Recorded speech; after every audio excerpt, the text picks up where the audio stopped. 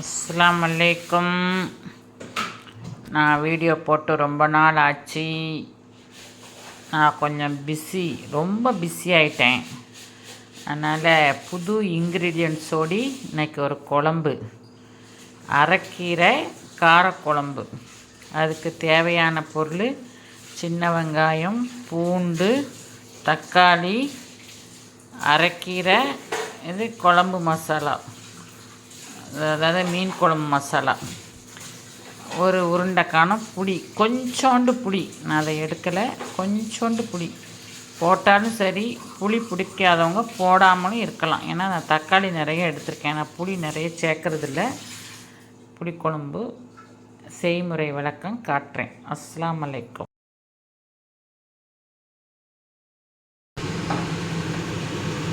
ரெண்டு கரண்டி செய்முறை விளக்கம் காட்டுறேன். 2 கரண்டி எண்ணெய் ஊற்றிருக்கேன். நல்லெண்ணெய் தான் ஊற்றணும், அதுதான் டேஸ்ட்டாக இருக்கும். கடுகு போடுறேன். கடுகு பொரியும் போது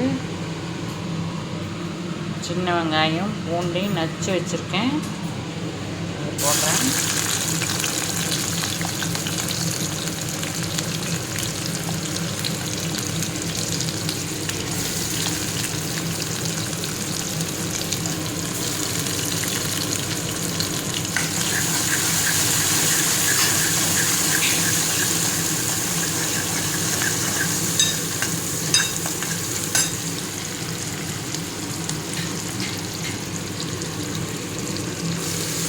போடுறேன்.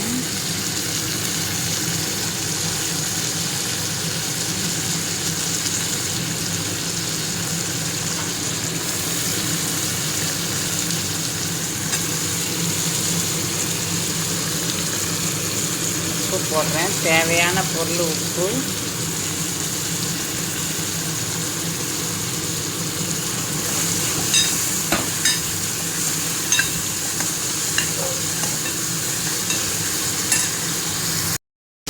வெங்காயம், தக்காளி, பூண்டு எல்லாம் நல்லா வதங்கிடுச்சு. இப்போ மசாலா போட போகிறேன்.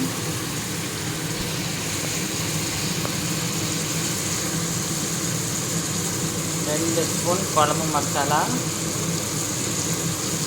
கீரைக்கு தகுந்தவாறு, நான் கொஞ்சம் தான் கீரை வச்சுருக்கேன், அதனால் அதுக்கு தகுந்தவாறு தான் மசாலா தூள். தண்ணி ஆட் பண்ணுறேன். போதும். நல்லா கொதிச்சு மசாலா வடைலாம் போனோடனே கீரையை போடணும். வெங்காயம், தக்காளி, பூண்டு எல்லாம் வதங்கி வந்துடுச்சு. மசாலா வடை போயிடுச்சு. ஃபைனலாக கீரை போட போகிறேன். கீரை காரக்குழம்பு நீங்களும் செய்து பாருங்கள்.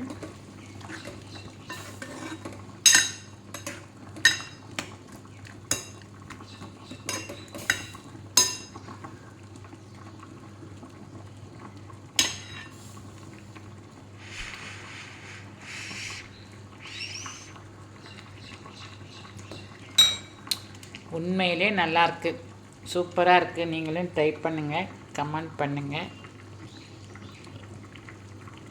Okay, ton. அடுப்பை ஆஃப் பண்ண போகிறேன்.